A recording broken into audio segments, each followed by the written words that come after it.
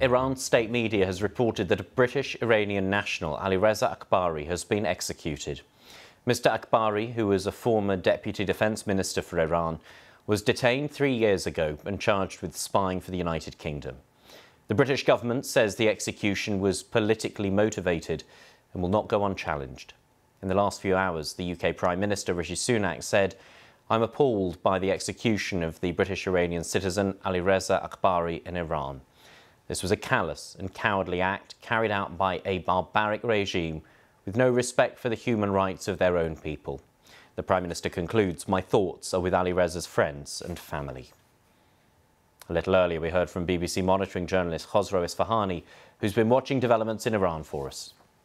This morning, Judiciary's official outlet released a statement saying that Alireza Akbari has been executed. 2 days earlier, a state-affiliated newspaper had hinted that he might have been executed or his execution might be imminent. So this news has been around, and his family expected him to be executed. They were actually called to the prison to have the last meeting with Mr Akbari.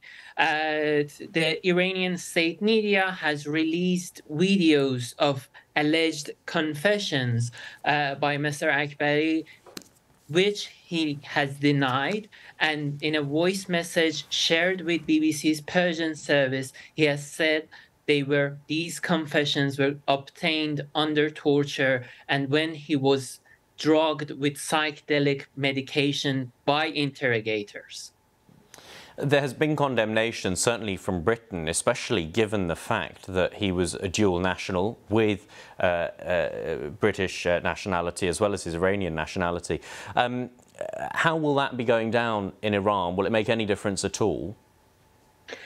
So far, Iran's state media, especially outlets linked to the Islamic Revolutionary Guard Corps, IRGC, has labeled British government's response as the employer, quote-unquote, reacting to the execution of the chief spy, again, quoting them. This is the classic Islamic Republic's response to Western reaction to any form of human rights violations in the country. The Islamic Republic has responded the same way to international condemnation of violence against protesters over the past months. This is not new. That's Khosrow Isfahani there from BBC Monitoring. Hossein Ahmadniaz is a human rights lawyer specialising in Iranian affairs, and he talked about the lack of any judicial process involved in the case. His judicial process completely is not accurate, is not complete, and is not credible.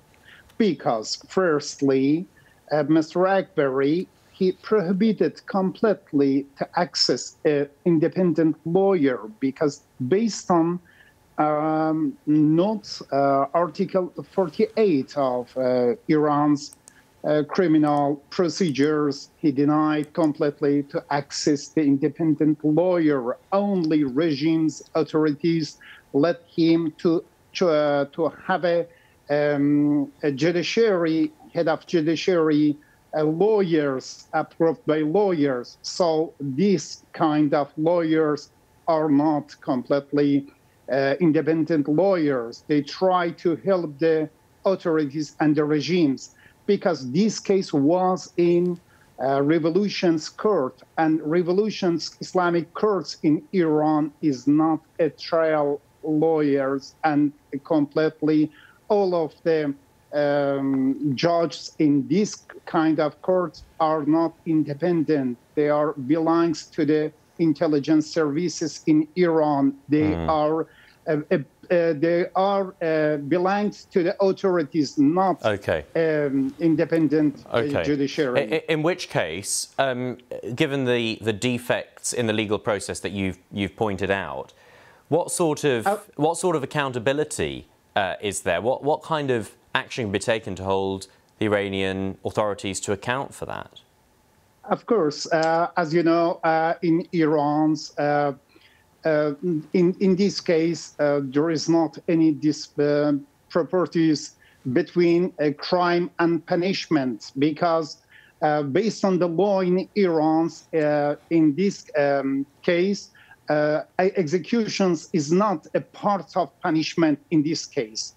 Unfortunately, Iranian authorities uses this case based on the political points, and this case is completely directly with the recent protestations and demonstrations in Iran, and always Iranian regimes use dual nationalities or citizens as a prey in this case. And I think and I believe that there is not any rule of the law in this case. That's Hossein Ahmadi Niaz, human rights lawyer there, speaking to me a short time ago.